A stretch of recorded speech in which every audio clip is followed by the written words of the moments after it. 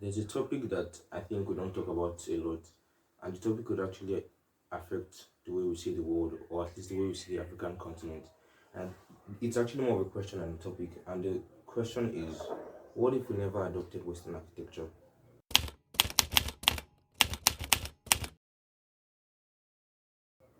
Now, before we get into the breakdown of the question, let's quickly take a look at some cultures that were transformed by the colonial period.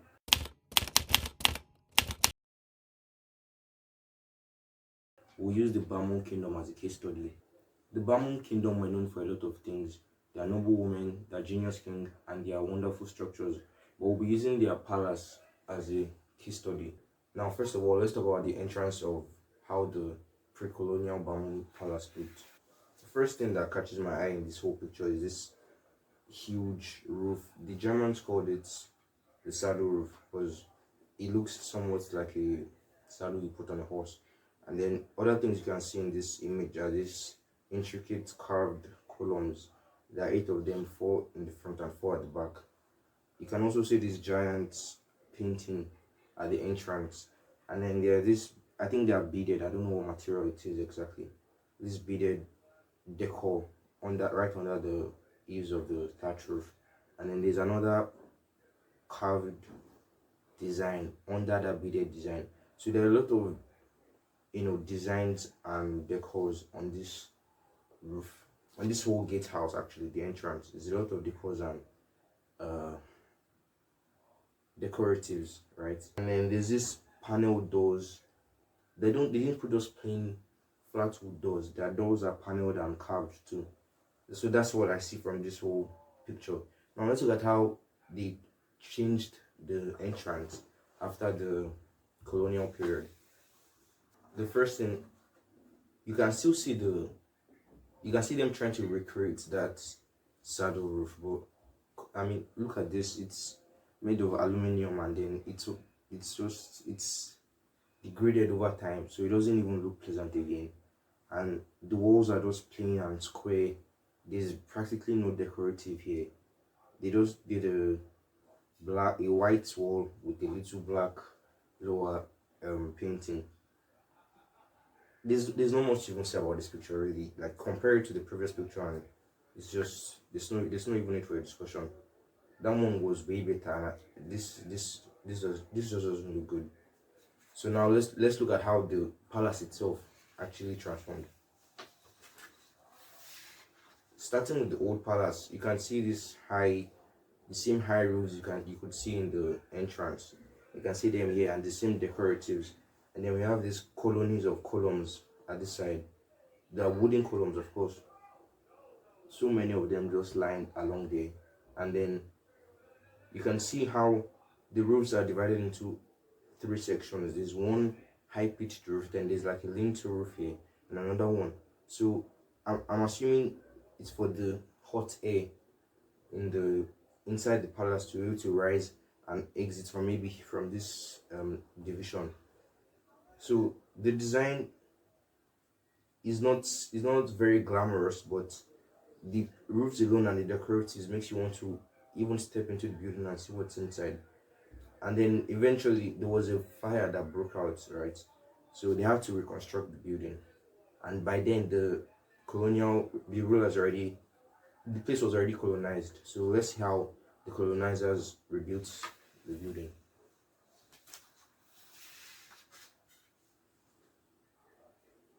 Now, I'm not going to say that it's not aesthetically pleasing. It's a nice building, but does it really look like what we just saw? You can see these 3 entrances. I think that was also in the old palace here, so they kept that at least. Then they put a fountain in the middle of the driveway or courtyard. I mean, that's a good thing. But the roofs are they're not very high pitched. They're very small. Then there's a circular extrusion here. It's nice. The whole building is nice. I'm not going to take that, but it doesn't look anything like what we just saw. So to the question of the video, what if we never adopted Western architecture?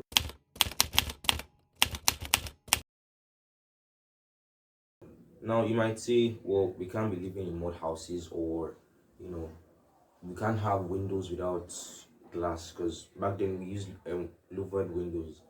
But the question isn't about staying stuck in the past and repeating the same thing, or sticking to the same materials. It's about, what if we collected materials, the cement, the stone, the glass, the steel, and then we built with them with our own style. The picture, the bamboo palace I just showed you, it could have been, the columns instead of wood could have been made of concrete, and they could have even kept the thatch roof, or maybe use synthetic thatch, or added a DPC to it. The point is, we could have kept our own style, we could have continued using our style, but the materials might have changed over time for climatic reasons or whatever reasons. The possibility of what we could have now if we had stuck with those styles while using modern materials, I think it's limitless almost. We could have buildings like this, and like this. Now, of course, these are AI generated images, but like I said earlier, the possibilities are limitless. We don't know what we could have had if we stuck to those styles. I mean, that Bamon Palace was a very old building, and look at the decoratives and the intricate carvings. If we stuck with those styles, we just might have skyscrapers with carvings, even, or thatched awnings and bamboo pavilions, and who knows what else. Think about the generic skyscrapers you see, all the glass box and the steel frames. Now look at this building. Tell me you'd rather not be in this, or you won't be eager to walk into this, that you will be eager to walk into, the glass box buildings. Even for smaller buildings, right? The restaurants, the malls, the cafes, we could still use our own style and beat what we have today. These are copycat buildings, and the unfortunate thing is we don't even execute them well, right? So we copy from the West, and then we don't execute it well, so we lose our identity, and we have mediocre buildings. It's not just about the aesthetics, really. The sustainability, because back then the buildings were locally sourced, the materials were cooling, right? They would cool the interior spaces, so you really didn't even need a lot of energy to run those buildings for the ACs and the fans and whatnot. Let's talk about the ripple effect of all of this.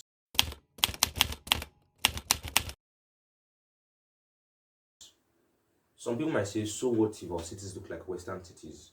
They're beautiful, they're still livable, and they can even be sustainable. Well, there's some effects that you probably don't realize that these things have on us as a continent, and I'll mention three. I'll talk about three of them now. The first one is delayed innovation. One of the major effects of all of this is that we'll always be behind in innovation, because the West creates something, and then we try to follow. So we're never going to truly innovate anything in this industry, at least, right? Because they create something, then we follow, and then they create another thing, and then we follow. Even the sustainability of a thing, now it's a popular thing, trying to make sustainable homes and green architecture. These things are things that we've been doing from way long ago, right? But then they came along, we copied their style, we stuck with the style, and now they are bringing sustainability, and we're trying to follow. If Who knows, if we never did that, if we stuck with our sustainable designs, Africa might just be the most sustainable continent in the world. Things like this are things you probably don't realize, but they do have an effect. Another major effect of this is erasing the African identity. What I mean by this is, first of all, we're losing our identity in our buildings, right? Because we just carbon copy what template they've handed to us. Today, we lose our architecture. Tomorrow, we lose our languages. After that, who knows what we're losing? I mean, I can't even say tomorrow we lose our languages, because we're already losing our languages. I'm not saying we shouldn't speak other languages, but how many people speak more English than they speak their own local languages? How many people can even speak their local languages at all? So things like this are undertones that you probably don't see. People stop speaking their languages, then who knows what else. Well, our music is still, we still have some African music, but eventually it is going to get pushed away by Western music, and who knows what else is going to get pushed away by the West, and then eventually the African identity is completely erased. Let's use this example. If you ask anyone to name some historical buildings, trust the buildings I'm going to say are probably the Colosseum, the Leaning Tower of Pisa, the Pantheon. Most people aren't going to mention, the pyramids of Egypt, the African Heritage House. No one's going to mention these African buildings, the Mosque of Jenny. And yes, I only know these buildings because of this video. And these are buildings that are not just African. They actually do good, and they have their own function. They perform their function. Even in our classes, right? We're pushed to learn more about Western buildings than what we know about our own buildings.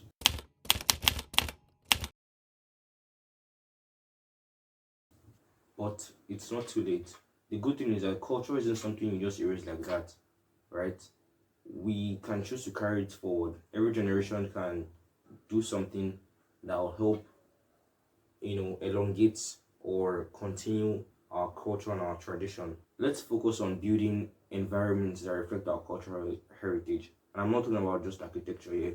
Our music, our artworks, our dressing. You can see how I'm dressed. And I'm not saying you know, don't do any of those things. Like don't dress the American way, or don't speak English, or don't sing an American song. That's not what I'm saying. What I'm saying is our own heritage or our own tradition doesn't get pushed away by external tradition.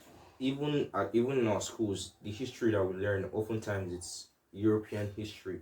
How many African how many things do you know about African history? We can't we can't keep looking away and scoffing at tradition and ignoring our roots. Let's focus on building environments that reflect our cultural roots. I'm not talking about just the architecture. I'm talking about music, arts, dressing, what we teach in schools.